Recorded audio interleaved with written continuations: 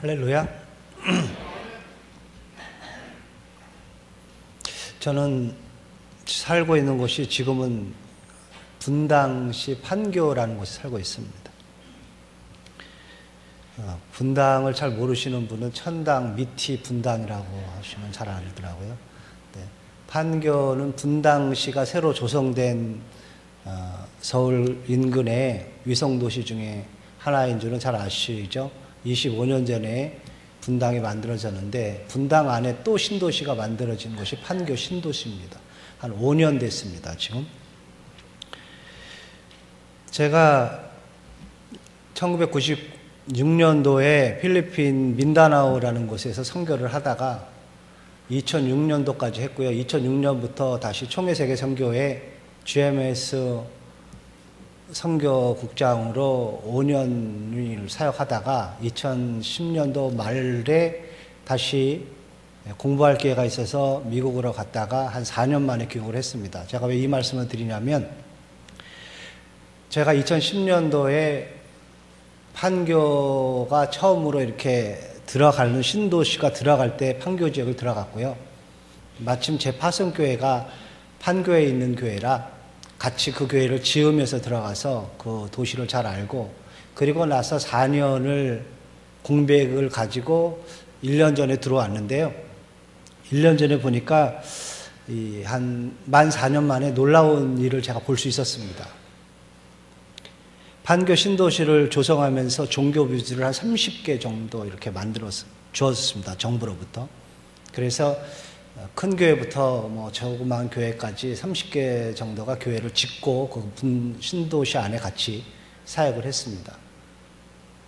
근데 제가 4년 만에 돌아와 보니까 그 가운데 가장 크게 종교 부지를 차지했던 교회, 그 교회가 작년에 여러분들도 신문 보셨겠지만 부도가 나서 이제 팔렸습니다. 그것을 산 기관은 최근에 신천지와 더불어 가장 한국에서 활발하게 활동하고 있는 하나님의 교회, 옛날에는 안상홍 증인회 이렇게 이야기를 했습니다. 아마 부산에도 있으라 생각하는데 혹시 이 자리에 계시면 그냥 다음부터는 여기 오시지 마시고요.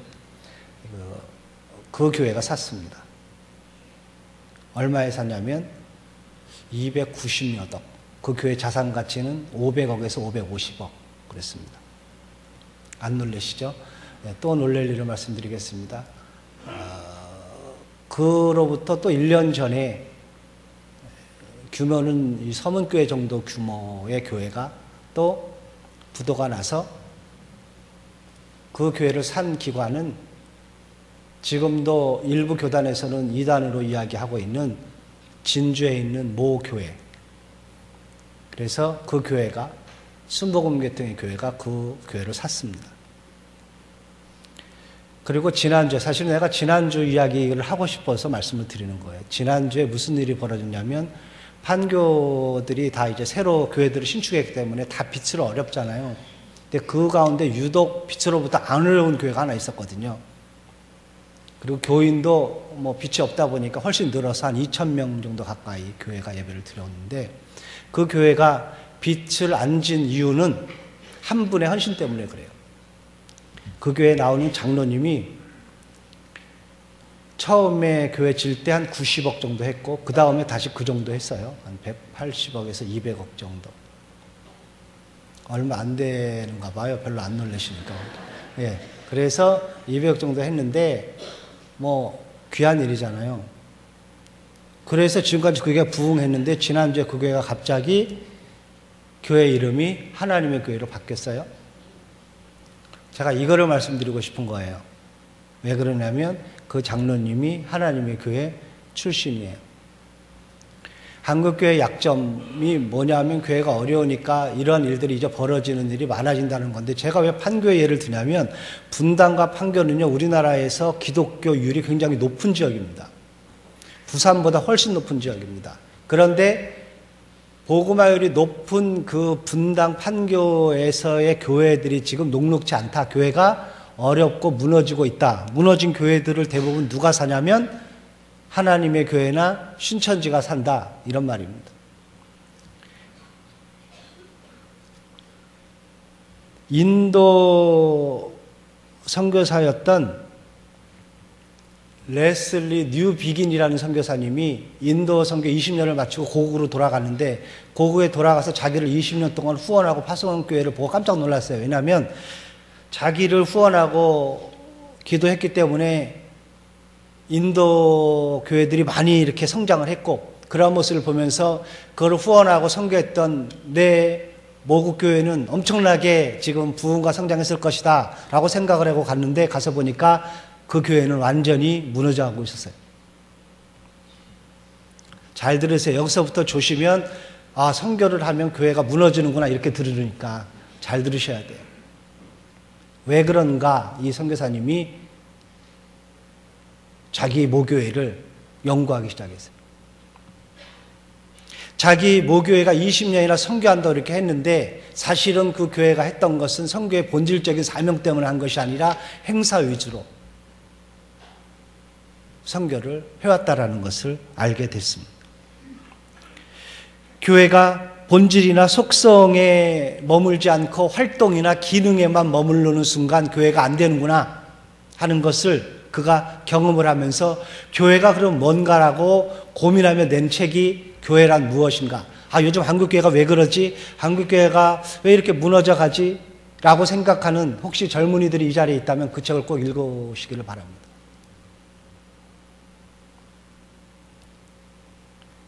요즘 한국교회의 현실이 우리가 생각할 때는 왜 이렇게 무너져 가고 있는가? 우리는 그렇게 얘기하죠. 목회자들이 타락을 했기 때문에.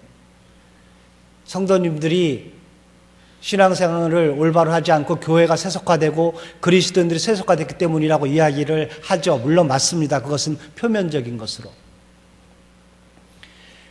실제에 그렇게 된 가장 큰 이유는 표면적인 현상이고요. 본질은 교회가 교회되지 못했기 때문에 그렇다는 거예요.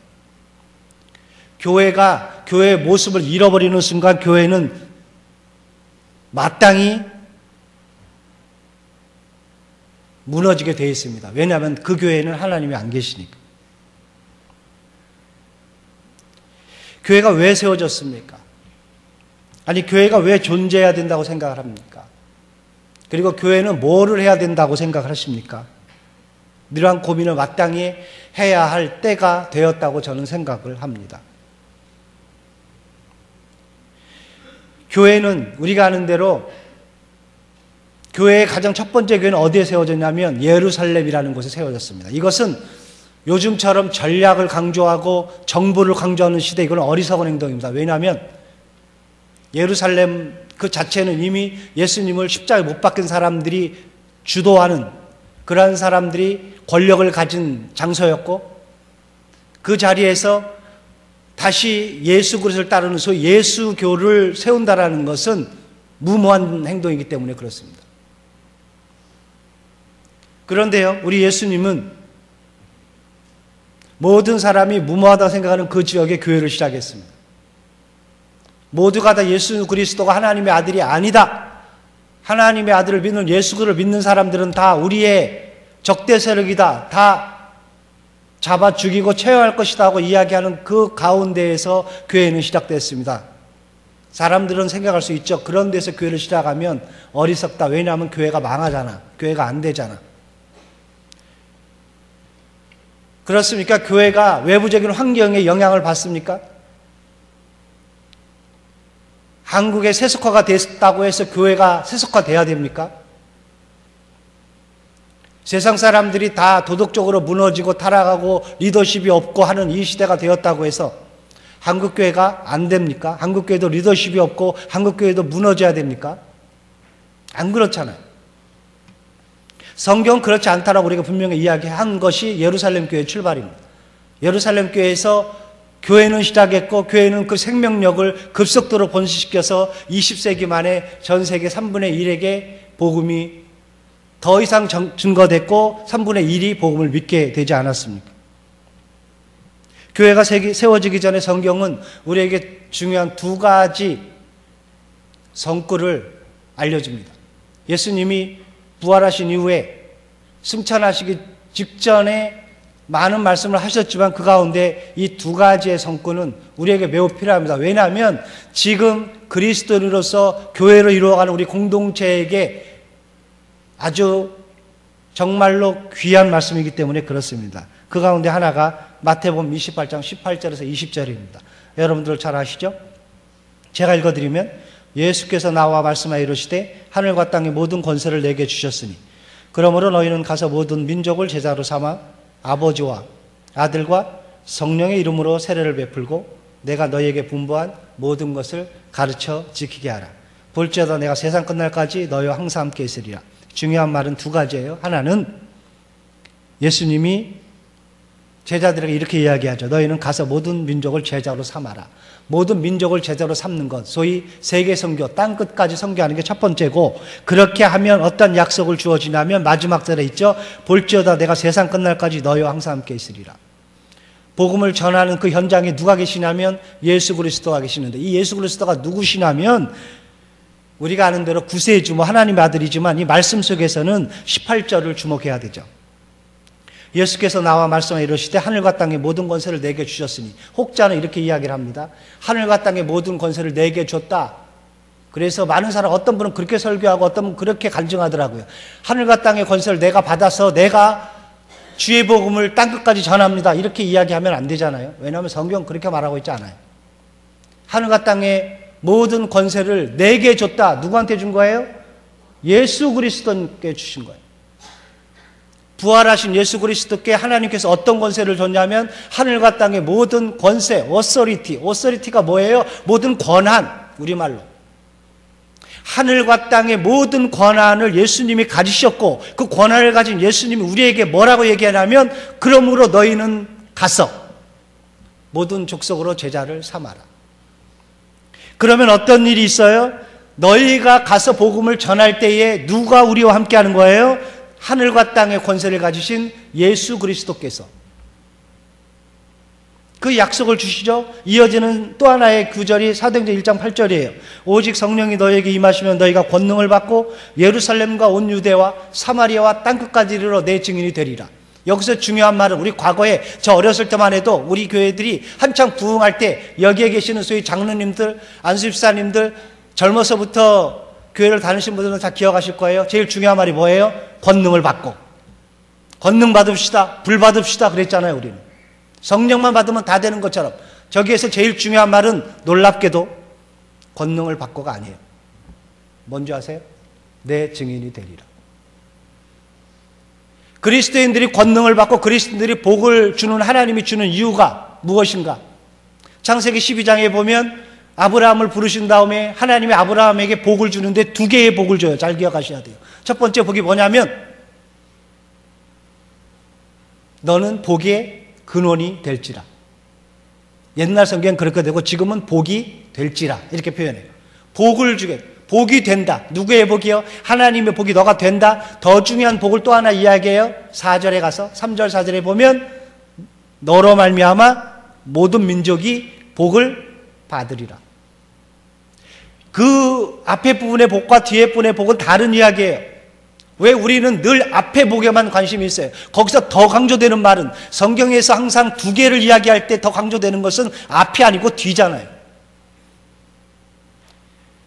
그리스도인들이 세상 사람들과 구별되는 게 뭐예요? 우리가 똑같이 복을 구하지만 세상 사람들이 구하는 복은 자기가 원하는 복을 쟁취하는 거고, 우리가 원하는 복은 우리가 원하는 복을 가지고 나누는 거잖아요. 우리의 진정한 가치는 어디에 있어요? 하나님의 복을 받아서 그것을 축복의 통로가 되는 것, 혹은 축복의 메신저가 되는 것. 여러분들이 왜 복을 받아야 돼요? 여러분들을 보면서 여러분들의 형제 자매가, 여러분들의 이웃이, 또 여러분들의 직장 동료가 그렇구나, 저분은 하나님의 복을 받는 분이구나 라는 것을 아는 것. 그래서 여러분들이 복을 받아야 되는 것이지, 여러분들이 복을 받는 것이 여러분 잘 되고 여러분 자녀 잘 되고 서문교회만 잘 되면 되겠냐고요.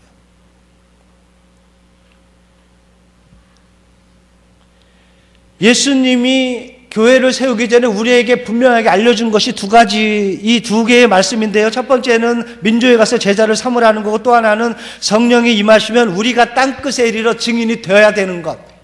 즉 교회가 하는 일이 무엇이냐면, 교회를 왜 이 땅에 세웠냐면 예수 그리스도의 복음을 땅끝까지 전하게 하기 위해서 아닙니까? 그것이 우리의 존재 이유고 저와 여러분들의 존재 이유고 교회가 존재해야 할 이유가 아닙니까? 이런 면에서 2016년도를 보내면서 이제 시작하면서 벽두부터 이렇게 한 주일을 온전히 드리면서 선교 주일로 지키는 성도 여러분들을 축복합니다. 선교를 드리는 것은 헌신이나 희생이 아니고 축복입니다. 누가 선교사가 나가는데 자기가 헌신하고 자기가 무슨 고생을 하고 자기가 뭐를 해야 되는 것처럼 생각을 하겠습니까? 착각하지 마십시오. 저는 그것이 착각이라는 것을 그 땅을 밟는 순간부터 느껴졌어요. 그건 완전히 착각이에요. 하나님이 나를 그곳에 보내줬던 것이 얼마나 축복이고 그곳 생활하는 것이 얼마나 축복이고 복음 때문에 내가 살아가는 것이 얼마나 축복이라는 것을 경험할 수 있었기 때문이에요. 저는 정말 하나를 했다면 하나님 저에게 주신 것이 100이었기 때문에 그래요. 여러분들이 귀한 것은 선교에 헌신한 여러분의 있는 것 얼마를 들여서 드리는 것이 축복인 것은 분명하지만 더 큰 축복은 무엇이냐면 여러분들이 그렇게 드리도록 하고 여러분들의 그 드려진 그것을 가지고 하나님의 선교에 쓰여진다는 것, 그것이 얼마나 가치 있고 그것이 얼마나 의미 있는 건가를 여러분들이 알게 되기 때문에 여러분들이 진정한 축복자가 될 수 있기 때문에 축복이라는 거예요. 제가 오늘 본문 말씀을 우리 목사님이 대독해 주셨는데요. 이 본문의 한 여인을 소개하려고 합니다. 이 여인은 우리가 잘 아는 내용이기 때문에 제가 간단히 내용을 설명해 드리면 예수님 앞에 가서 값진 향유 나드 한 근을 담은 그 옥합을 깨트려서 머리에 붓죠. 오늘 본문에는 거기까지죠.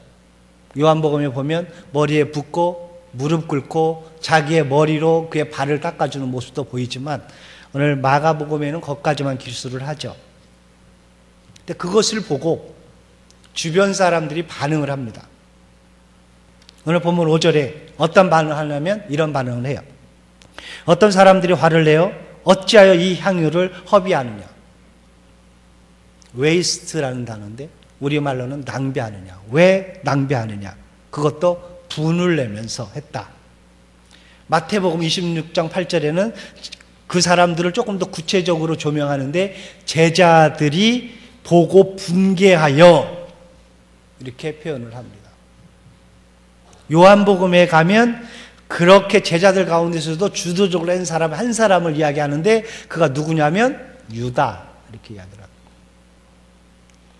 어쨌든 이 여인이 값진 향유 한 근 담은 이 옥합을 깨트리면서 그 자리는 온통 소란해졌고 그것을 질책하는 소리가 많아졌는데 질책하는 사람들이 누구였냐면 공교롭게도 예수님을 따르던 사람들, 제자들, 측근이었죠. 측근. 왜 허비하느냐. 측근들이 볼 때에도 제자들조차도 그것을 이해할 수 없는 일을 이 여인이 벌렸다는 것이죠. 왜냐하면 가치 있는 거니까. 그것이 몇만 원이었다면 우리 한국 돈으로 몇만 원에 불과했다면 그들이 그렇게 흥분했겠습니까? 그들이 그렇게 열을 냈겠습니까? 붕괴했습니까? 어떻게 저런 짓을 이렇게 할 수 있겠습니까? 자그만치 3, 4천만 원이나 되는 엄청난 그러한 것을 그들이 볼 때 완전히 허비하는 것처럼 보이니까 그들이 분을 냈다. 이렇게 성경은 말하는 것입니다. 그런데요. 이 복음서에는 그 말씀이 빠졌지만 요한 기자는 그것을 조금 더 기술을 합니다. 요한은 무엇을 기술하냐면 요한복음 12장 6절에 보면 유다가 왜 이렇게 말했느냐, 왜 그가 붕괴했느냐를 조명을 해요.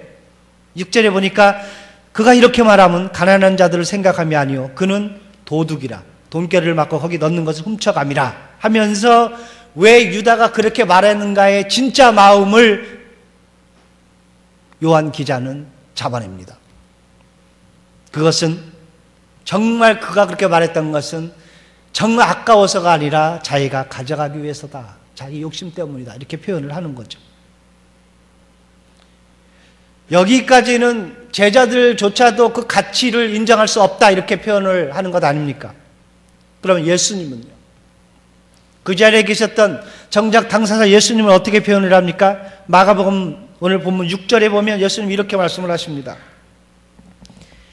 가만두라 너희가 어찌하여 그를 괴롭게 하느냐 그가 내게 좋은 일을 하였느니라. 예수님은 여기서 뭐라고 표현하냐면 이것은 좋은 일이었다 이렇게 표현을 합니다. 7절에도 예수님은 조금 더 다른 표현을 하시는데요. 조금 더 정확한 표현을 하시죠. 가난한 자들은 항상 너희와 함께 있으니 아무 때라도 원하는 대로 도울 수 있거니와 나는 너희와 항상 함께 있지 아니한다 하면서 의미심장한 말을 던지죠. 이 여인이 지금 왜 이런 일을 행했는가에 대해서 자꾸 좁혀가시죠. 왜 이 여인이 여기서 내 앞에서 자기의 전부를 드렸는가에 대해서 생각하게 만들죠. 그러면서 그 다음 부분에 다시 그렇게 이야기를 합니다. 7절 마지막에 이어서 마지막 부분에 나는 너희와 항상 함께 있지 않다 하고 무슨 의미 있는 말을 던지는데 그걸 8절에 구체화시키죠. 그는 힘을 다하여 내 몸에 향유를 부어 내 장례를 미리 준비하였다. 현재 예수님은 예루살렘에 가는 도중이었고요. 그 예루살렘 앞이었고요. 그것은 마지막 행보라는 것을 알려주죠. 이제 그가 곧 십자가에 달려서 죽으실 것이라는 것을 생각하는 것. 그런데 정작 예수님은 십자가에 달려 돌아가셔야만 하는 오로지 외길만 남은 그런 상황 속에서 그를 따르던 제자들은 그것을 인정할 수 없었죠. 예수님이 그렇게 이야기해도 주님 무슨 말입니까? 주님이 죽다니요. 그러시면 안 됩니다. 그렇게 막지 않았습니까? 어떻게 주님이 죽으십니까? 그러실 수 없습니다. 우린 이해할 수 없고 그렇게 해서는 안 됩니다. 끝까지 말리지 않았습니까? 주님이 정말 억지로도 그 일을 하면 결국 우리는 주님을 따라갈 수 없습니다. 라고 그들은 분명한 마음의 자세를 갖고 있었을 것입니다. 즉 아무도 예수님의 그러한 행보에 대해서 동의하거나 공감하거나 함께하지 않았죠. 그러나 그때 이 여인이 예수님 앞에 행한 일은 그러한 예수님의 가는 길에 대해서 공감하고 동의하고 그러한 안타까움에 그를 위해서 마지막 사랑을 베푸는 것 아닙니까? 그것을 예수님이 간파하시는 거죠. 모두가 예수님의 길에 대해서 인정하지 못하고 그 길을 따라가는 사람이 하나님의 아들이심을 알지 못할 때에 마리아는 예수님께 향유를 부었습니다. 그리고 부었을 뿐만 아니라 그가 무릎을 꿇고 자신의 머리카락으로 그 기름을 닦는 정성을 보였습니다. 지금 이 여인의 행동이 예수님 앞에 위대한 일이 무엇입니까? 왜 이 여인의 행동이 가치가 있습니까? 뭐 비싼 것을 드려서요? 그녀는 3천만 원 아니라 3억에 있어도 들었을 것이고 30억에 있어도 들었을 것이고 아니 그 여인의 마음 같아서는 그녀의 목숨이라도 드렸을 것입니다. 왜냐하면 자신이 드려지는 그 헌신은 예수님께 드리는 자신의 그러한 신앙적 태도보다 자기가 가지고 있는 것이 더 중요하다고 생각하지 않았기 때문에 그렇습니다.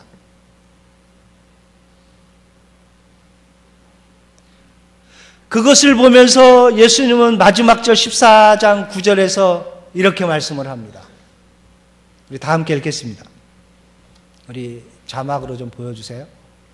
다 함께 읽었으면 좋겠습니다. 시작. 내가 진실로 너희에게 이르노니 온 천하에 어디서든지 복음이 전파되는 곳에는 이 여자가 행한 일도 말하여 그를 기억하리라 하시니라. 이것이 제가 여러분들에게 오늘 주시는 교훈의 말씀인데요. 지금 예수님은 이 여인의 행한 일을 보고 이 행한 일도 말하여 그를 기억하리라 하면서 그 전에 언제 이 여인의 행한 일을 기억하냐면 복음이 전파되는 곳에, 좀 더 다른 말로 복음이 전파되는 어느 장소든지 어디에서든지 반드시 이 여인의 행한 일도 말해서 기억나게 할 것이다.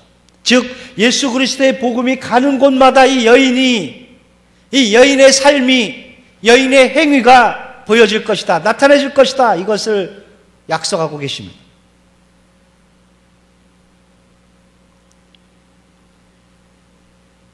우리들이 헌신한다라는 것은요, 우리들이 하나님 앞에 이렇게 드리는 것, 오늘도 선교 주일로서 한 해에 또 작정을 드리는데 혹이라도 여러분 가운데 그것이 부담스러운 분이 분명 있을 것입니다. 뭐 누구라도 그렇지 않겠습니까? 그리고 그것을 또 드리는 것이 사실은 어려운 일이잖아요. 하나님이 저와 여러분들에게, 신앙인들에게 꼭 왜 이렇게 물질을 11조라든지 헌금을 드리게 했냐면 그것이 가장 어려운 거기 때문에 그래요. 차라리 권사님은 일주일에 3시간 교회 와서 청소하고, 장로님은 5시간 하고, 집사님은 2시간 하세요. 이거 하면 별로 시험 들 분 없을 거예요. 그런데 이 물질 내가면 힘들잖아요. 왜냐하면 그만큼 어려운 거예요. 요즘처럼 만모니즘의 물질은 전부기 때문에 이것을 드린다는 것은 어려운 거죠. 그러니까 신앙보다 이 문제에 우리가 늘 갈등 생겨지잖아요. 그런데요, 그것 때문에 여러분, 만약에 고민이 된다면 내려놓으십시오. 다시 한번 이 말씀 속에 깊이 들어가셔야 합니다. 혹이라도 배우자나 가족들이 질책하죠. 오늘 제자들이 이 마리아를 나무랬던 것처럼 내가 정신이 있냐, 왜 허비하느냐, 왜 쓸데없는 일을 하느냐, 혹시 이러한 부담을 안고 있잖아요. 그런데 이 마리아가 드렸던 그 마음의 자세는 무엇이냐면 자기가 갖는 것보다 예수 그리스도가 훨씬 더 귀하기 때문에 그것을 드릴 수 있었던 것이죠.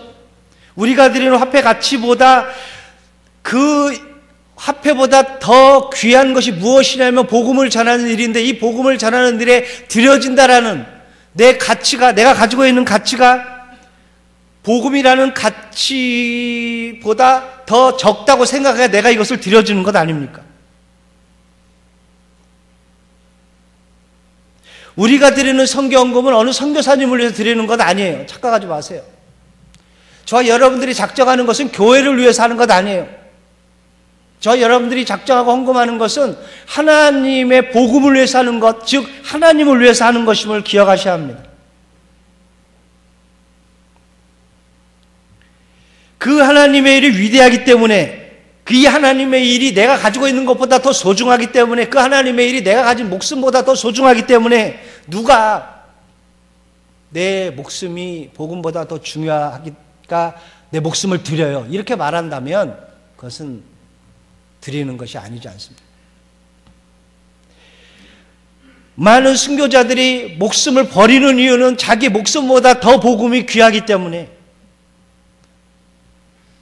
그 일을 기꺼이 감당하는 것 아닙니까? 우리가 가진 전부를 들어도 손해나지 않는다라는 것, 엘리야 앞에 아주 적은 떡 하나, 아주 적은 기름 한 방울, 자기가 가진 전부, 그 전부보다 드릴 수 있었던 것은 뭐냐면 드리는 것이 자기가 갖는 것보다 훨씬 더 가치 있다고 생각하니까 드리는 것 아니에요. 이것이 신약성경 예수님이 산상수훈에서 주는 놀라운 교훈이죠. 주는 것이 받는 것보다 더 복되다. 주는 자가 받는 자보다 더 복되다라는 그 말 아닙니까? 너희는 먼저 그의 나라와 그의 의를 구하라. 그리하면 이 모든 것을 너희에게 더하시리라 하는 것도 이 나라보다 하나님의 나라가 더 귀하기 때문에, 우리가 가진 보물보다 하나님의 보물이 더 귀중하기 때문에 그렇게 할 수 있는 것 아닙니까? 이런 면에서 하나님 앞에 드리는 것, 그것보다 더 귀한 것이 하나님의 나라의 복음입니다. 성숙한 그리스도인들은 이 하나님의 복을 나누는 사람이어야 됩니다. 자기 민족밖에 몰랐던 유대인들이 패망했습니다. 초대교회 성도들은 예루살렘에 머물렀다는 것 때문에 핍박을 받았고, 결국 하나님은 예루살렘 안에 있었던 사람들에게 핍박을 통해서 흩어지게 만들었습니다. 그런데 흩어진 이후에 사람들은 교회가 망했구나 생각했지만 성경은 뭐라고 기록해요? 사도행전 11장 21절에 주의 손이 그들과 함께 하심에 수다한 사람이 믿고 주께 돌아오더라. 교회 역사는 그때부터 시작하는 거죠. 저와 여러분들의 복의 역사는 우리가 드려질 때부터 시작되는 겁니다. 이 서문교회의 축복의 역사는 서문교회가 흩어짐을 할 때 세계 복음화의 선두에 설 때부터 이 교회는 사실은 시작되는 겁니다. 우리가 예수 그리스도의 제자로서 모든 민족에 가서 복음을 전할 때 누가 함께 하냐면 예수 그리스도가 함께 하는 거예요. 예수 그리스도가 함께 하니까 가서 우리에게 전하는 능력이 되는 것처럼 착각하지 마십시오. 주님은 레이디하고 있어요. 이 자리에는. 저와 여러분들이 움직일 때 주님은 그때 우리 속에 역사하는 것입니다. 사랑하는 성도 여러분, 제가 오늘 여러분들에게 도전하고 싶은 것이 이 말씀입니다. 나만 복 받으면 되고 나만 잘 되고 되는 것은 세상 사람들의 목적이고 세상 사람들이 추구하는 것입니다. 저와 여러분들은 하나님이 주시는 복을 나누는 삶, 한국교회가 무너지는 것은 우리가 나누지 못하기 때문에 저와 여러분들이 신앙이 자꾸 처지는 것은 나를 위해서 살고 있기 때문에 그런가라는 사실을 기억하셔야 됩니다. 주님은 지금도 이런 주님의 손에 잡히고 주님의 사명을 감당하는 사람 그리고 그 교회를 찾으십니다. 한국교회가 무너진다고요? 착각하지 마십시오. 성도들이 하나도 없을 것이라고요? 착각하지 마십시오. 이 가운데는 이런 서문교회가 있고 이 가운데는 여러분들이 있습니다. 그러나 그렇게 되는 한 한국교회는 절대로 무너지지 않습니다. 오늘 성교언신 주 2를 보내면서 여러분들이 이러한 주님이 찾으시는 교우들이 되시길 바라고 교회가 되기를 주의 이름으로 축원합니다. 기도하시겠습니다.